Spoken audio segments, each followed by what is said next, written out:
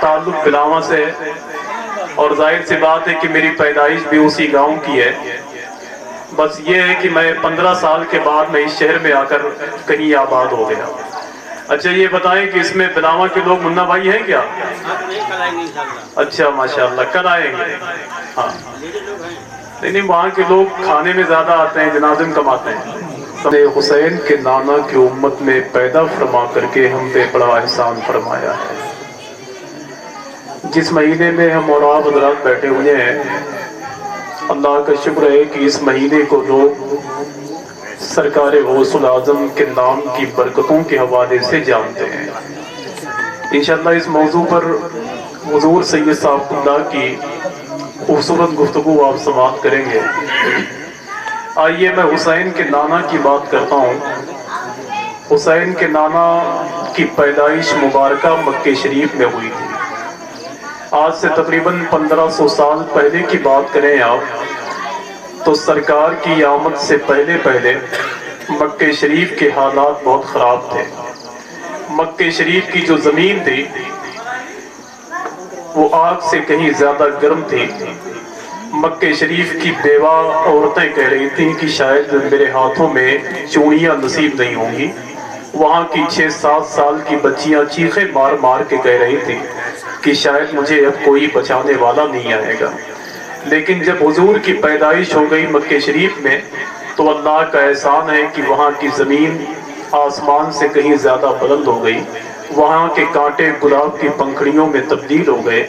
وہاں کی مردہ انسانیت اللہ کا شکر ہے کہ زندہ انسانیت کی صف میں شامل ہو گئی.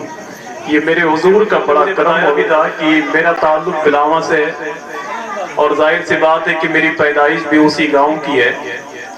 بس یہ ہے کہ میں 15 سال کے بعد میں اس شہر میں آ کر کہیں آباد ہو گیا. اچھا یہ بتائیں کہ اس میں بلاواں کے لوگ منا بھائی ہیں کیا؟ اچھا ماشاءاللہ کل آئیں گے. ہاں نہیں وہاں کے لوگ کھانے میں زیادہ آتے ہیں، جنازے میں کم آتے ہیں. سمجھ رہے ہیں آپ؟ آئیے حضور کی آمد کے حوالے سے 1-2 شعر پڑھتا ہوں اور سن لیں. بہت اچھا ماحول اگر آپ چاہیں تو اسے دے سکتے ہیں اور اگر آپ چاہیں تو ایسے سن بھی سکتے ہیں. جشن میلاد مناؤ کہ حضور آئے ہیں. شعر کہیں نہ کہیں سے لگے کہ اس میں حضور کی تعریف ہے تو بولیے گا. اور آج میرا مزاج نہیں ہے کہ میں نظامت کروں جیسے نظامت میں کرتا ہوں.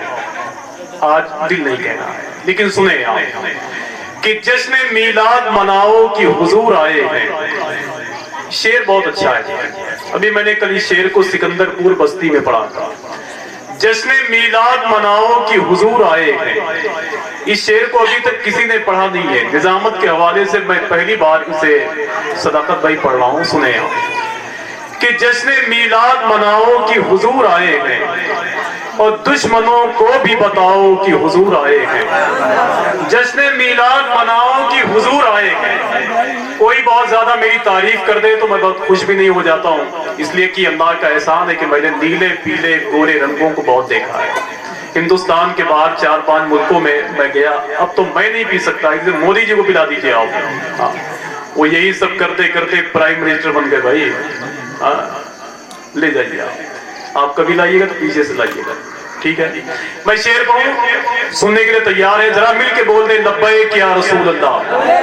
ہاں مائک والے بھی آ گئے ہیں شاید. جشن میلاد مناؤ کہ حضور آئے ہیں.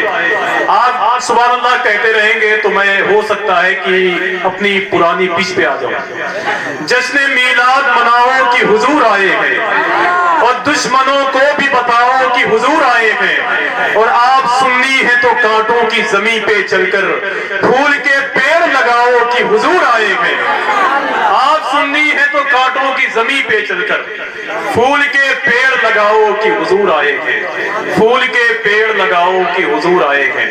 حضور سید صاحب اللہ بیٹھے ہوئے ہیں، علامہ عبد الرشید صاحب اللہ بیٹھے ہوئے ہیں.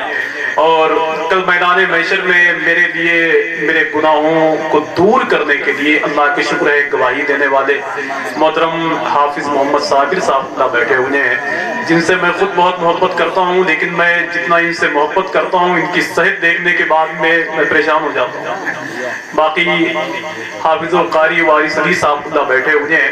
اس میں ایک شعر حضور کی آمد کے حوالے سے بہت صاف ہے. اگر اسے گونگوں کے شہر میں پڑھ دیا جائے تو مجھے یقین ہے کہ وہ بھی بولیں گے کہ جشن میلاد مناؤ کہ حضور آئے ہیں, جشن میلاد مناؤ کہ حضور آئے ہیں.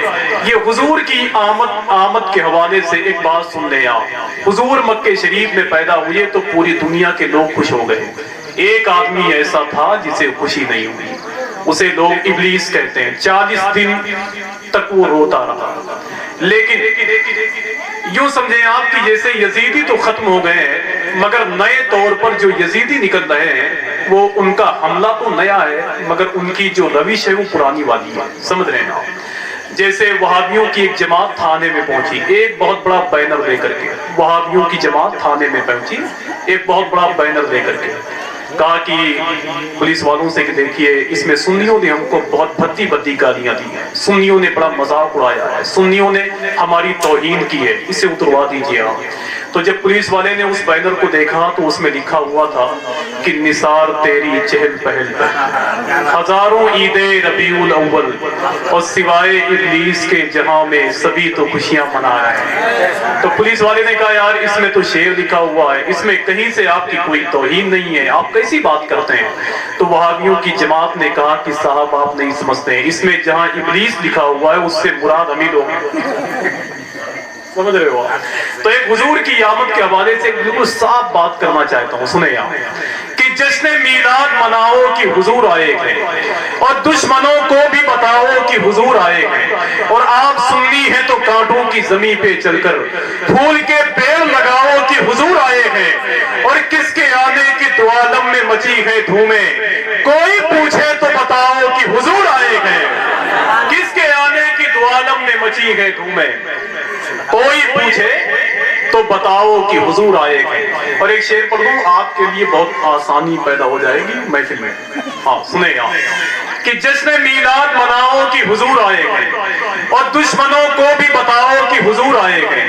اور کس کے آنے کی دو عالم میں مچی ہے دھومیں, کوئی پوچھے تو بتاؤ کہ حضور آئے ہیں. اور تاکہ شیطان کے دندان بھی کھٹے ہو جائیں, سب کا منہ میٹھا کراؤ کہ حضور آئے ہیں, سب کا منہ میٹھا کراؤ کہ حضور آئے ہیں.